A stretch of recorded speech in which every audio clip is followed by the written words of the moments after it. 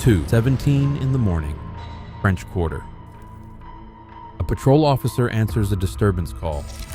A man is standing motionless outside a building. When the officer arrives, the figure has not moved. 3 minutes of stillness. No identification. Eyes that catch the flashlight wrong. That single call should have been forgotten.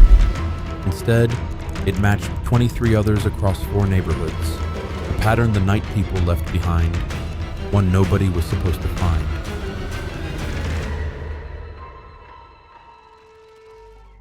A patrol car slows to a crawl on Chartres Street. The sidewalk is empty except for one figure, a man of average height wearing a dark coat. He does not turn or flinch when the cruiser stops. The officer steps out, hand resting on the flashlight, boots echoing on wet stone. According to the incident narrative, the figure remains absolutely still, not shifting weight, not blinking, not reacting as the beam of light passes over him. 3 minutes pass. The figure's posture never changes. No threat is perceived, but a sense of unease settles in, described later in the report as unnatural calm. No movement, no identification, no verbal response. The encounter ends with a note that the subject remained motionless for 3 minutes. No threat observed. Unsettling atmosphere. No further action taken. The report is filed and time-stamped, attached to the night's log. There is no arrest, no citation, no medical intervention. It reads like a routine call, except for the lingering details: eyes that catch light wrong, silence that stretches past reason, and a stillness measured by the sweep of a second hand. 24 incidents, each one a late-night encounter with a silent, unmoving figure, dot the unofficial map of New Orleans. The numbers come not from police records, but from a patchwork of news clippings, neighborhood forums, and scattered social media threads. In the French Quarter, nearly half of all reports cluster within a few blocks of Jackson Square and Royal Street. Marigny accounts for a quarter of reports, with Bywater and the Garden District dividing the remainder. The pattern sharpens when plotted by season. December and January bring a spike, matching the city's Festival of Lights, when crowds linger after midnight and shadows stretch longer across the old stone. A second surge arrives in late summer, as the city marks the anniversary of Hurricane Katrina and vampire-themed events fill the calendar. In both windows, the sightings multiply. Motionless observers appear at street corners, stoops, and the edges of historic cemeteries. Anecdotes in online forums describe the same details. A figure standing for minutes without shifting, sometimes with eyes that catch light in a way that seems unnatural. Most posts are anonymous, but the language repeats: felt watched, couldn't see him breathe, eyes like glass. Some users try to explain it away: performance artists, living statues, or members of the city's Gothic scene. Others insist it is something stranger.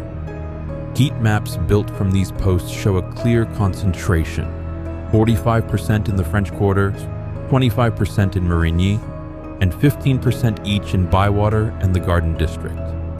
The consistency of these numbers, even drawn from informal sources, suggests a phenomenon that is not isolated.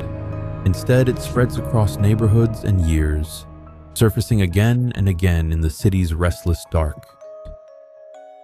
4 names surface in the Louisiana State Police Registry, each attached to a missing person file that never quite closes.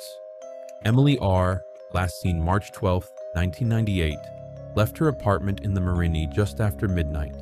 A neighbor later told police she saw someone standing perfectly still outside the building, watching the entrance at 1:45 a.m. Marcus L. vanished on July 23, 2007, after leaving a party in Bywater.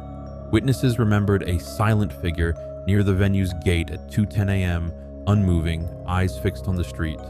Sophia G. disappeared November 5, 2019, walking home in the Garden District. The last person to see her described a person standing on Royal Street at 3 a.m., not shifting, not speaking. Jared T. finished his shift at a downtown bar on February 18, 2020, and never made it home. A bouncer recalled a motionless figure near the alley entrance just before 1 a.m. In each case, families pressed for more. They gave interviews, posted flyers, and described the same detail. The watcher, who did not move or speak, who seemed to fix on the missing person before they vanished. Police reports labeled these sightings as non-credible. No CCTV footage was ever released. The official files remain thin, the timeline overlap dismissed as coincidence. For the families, the absence of answers is a wound that does not heal. The question lingers whether these silent figures are bystanders, performers, or something else entirely, because the evidence never rises above rumor, and the missing remain missing. Requests for official records meet an opaque wall inside the Records and Identification Division. 7 separate Freedom of Information Act submissions, each targeting late-night incidents involving silent, motionless figures, returned partial denials. The language is clinical: LEA 1 for ongoing investigation, LEA 4 for personal privacy. In 3 cases, the denial notice references suspicious person logs, but the details are blacked out and replaced by boilerplate text. The audit spreadsheet shows a pattern. Every request that includes the phrase behavioral analysis or that asks for narrative detail is redacted beyond use. A policy memo dated July 2020, signed by a professional standards supervisor, expands the scope of redactions. The memo cites a new citywide privacy initiative, instructing staff to withhold any incident report that could stigmatize individuals based on perceived mental health or behavioral status. The result is a sharp drop in the number of releasable records, especially those flagged with non-criminal, non-violent outcomes. Even routine patrol logs, once available in full, now arrive with entire sections missing, replaced by blank fields or the words "information withheld." The Freedom of Information Act audit reveals that since the policy change in 2020, any attempt to obtain body cam or dash cam footage linked to these silent encounters is met with a fee estimate, a delay, or a refusal. The justification always circles back to privacy and the risk of public misinterpretation. Appeals can be filed, but the process is slow and rarely results in more disclosure.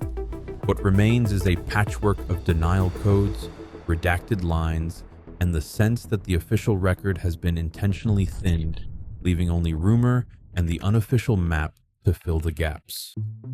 Night in New Orleans is not just a backdrop for stories. It is an actor in them.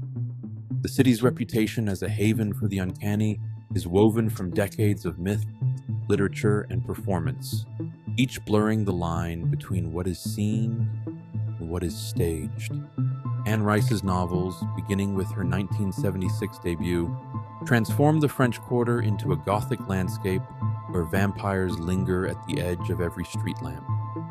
That vision became a business. By 2019, vampire-themed tours and events brought in over $12 million, according to city records. Guides lead visitors through St. Louis Cemetery No. 1, where the tomb of Marie Laveau draws tens of thousands each year. Rituals, candles, whispered wishes, tokens pressed into the stone turn the act of watching and being watched into a nightly rite.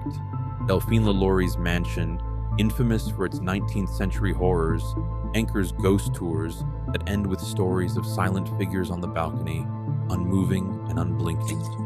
On social media, over 300 posts tagged with #NightPeople or #GothicNOLA show participants holding still for the camera, eyes catching the flash like glass.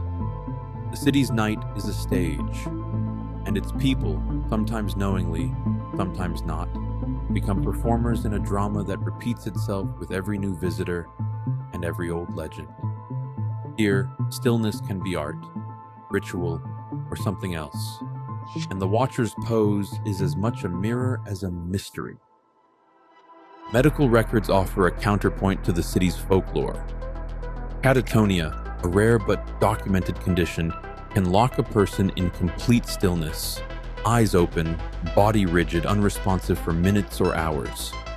Dissociative fugue sometimes leads individuals to wander or stand mute, their memory and sense of self fractured. Chronic immobility, known from trauma studies, can freeze the body in place under sudden stress. Between 2010 and 2022, emergency room dashboards in Orleans Parish recorded 3 notable spikes in catatonia and related psychiatric admissions. Forensic standards demand more than coincidence, physical evidence, unedited video, or multiple witness testimony. As one forensic psychologist put it, absence of proof is not proof of absence. But until a claim rises above anecdote, it remains in the shadow of speculation. The evidence hierarchy remains clear, corroborated, unverified, speculative. Without clinical confirmation or a chain of custody, the threshold for proof stays just out of reach, leaving medical data to balance against the city's darker stories. Tonight, new reports still trickle into police logs. Silent figures, stories half believed and half dismissed. The line between urban myth and overlooked threat remains uncomfortably thin. Sometimes, what unsettles us most isn't what's hidden, but what stands in plain sight, waiting.